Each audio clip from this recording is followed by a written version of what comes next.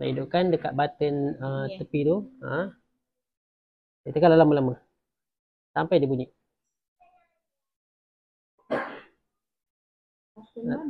Ni ke? Sorry. Button on off ni. Tekan lama sampai dia bunyi. Selamat mengguna QR soundbox. Okay, nampak tak?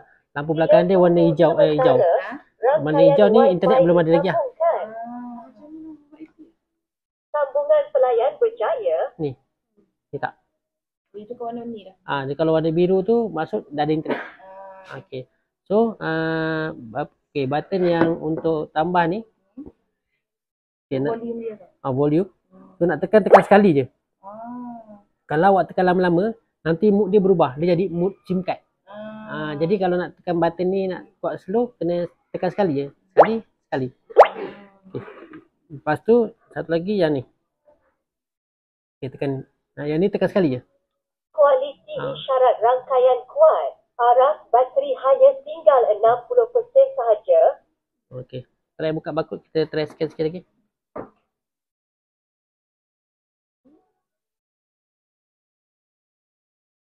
Okey, scan.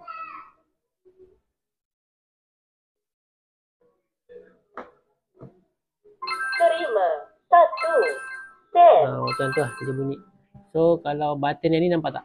Button yang ni, dia function dia untuk dengar transaksi terakhir. Cuba try tekan sekali je. Terima. 1 sen. Okay, dia akan repeat yang last. Okay, boleh tekan boleh. Yang last je. Kalau yang transaksi history dia semua dekat sini lah. Dekat ni history transaksi semua dekat dalam apps. Jadi bos boleh tengok kat sini lah. Yang awak bekerja tengok dengar tu je. So boleh try.